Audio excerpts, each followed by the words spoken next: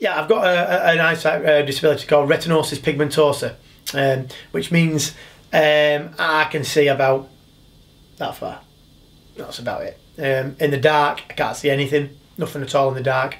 I can't read print. I use a mobile phone that talks to me. There's a very well-known company. It's a Fruit, and the phone speaks to me, and the laptops, they speak to me as well. So, you know, that's how I sort of surf the internet and do my correspondence and stuff like that. I went to a mainstream school.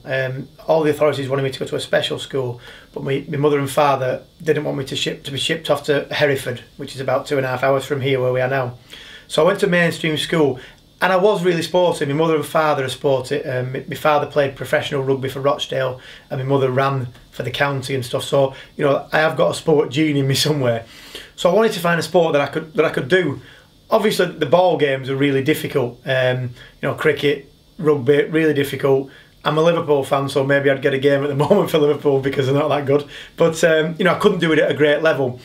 My dad just sort of stumbled on an advertisement in the newspaper for a 7-week judo course in Rochdale, and they took me along to it, and it was full of people who could, you know, fully sighted people who could see, and it was a duck to water, really. They had an 8-week course. I learned with everybody else. At the end of the course, I had a little judo competition, and these were all fully sighted people, and I won it. And I thought, that's it. This is a sport for me. Judo lends itself to a visual impairment because it's tactile.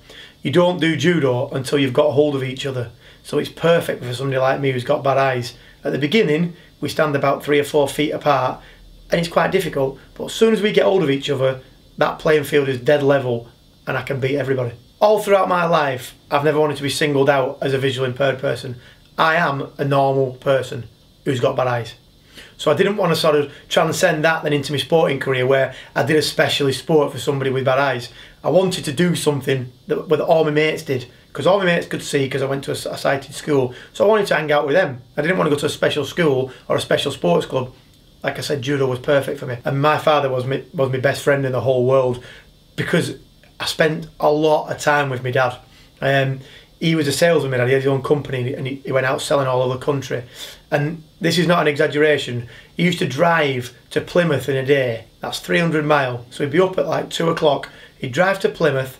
He'd do a sales call. He'd drive home to Rochdale, where we are now. He'd pick me up at 6:30 and take me to judo. And he'd sit and never go out. He'd sit for an hour and a half watching me do judo 5 days a week.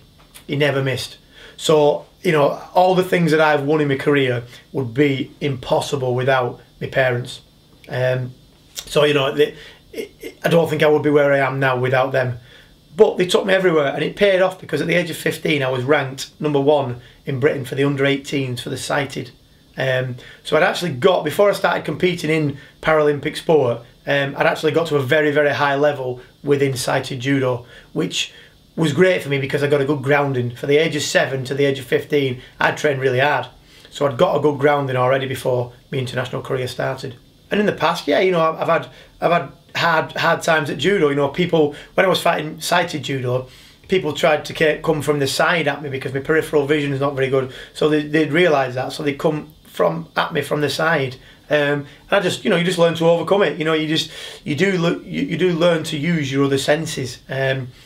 But I think the most important thing is that when you do face a problem, you face it head on. You don't let that problem beat you. I never let anything beat me. You know, if somebody beat me at judo, they had to work really hard to beat me. And there's no way that my visual impairment or, you know, me having to struggle for something is going to beat me. I just used to work around it. You know, people coaching when I was a kid.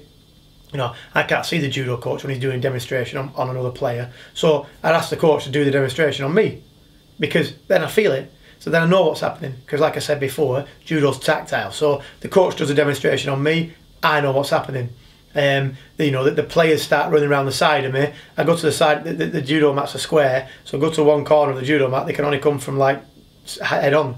So, you know, just little tactics that you have to put in place. And I think when people started to try and beat me by coming to the side, it was a great honour. It meant I was really good.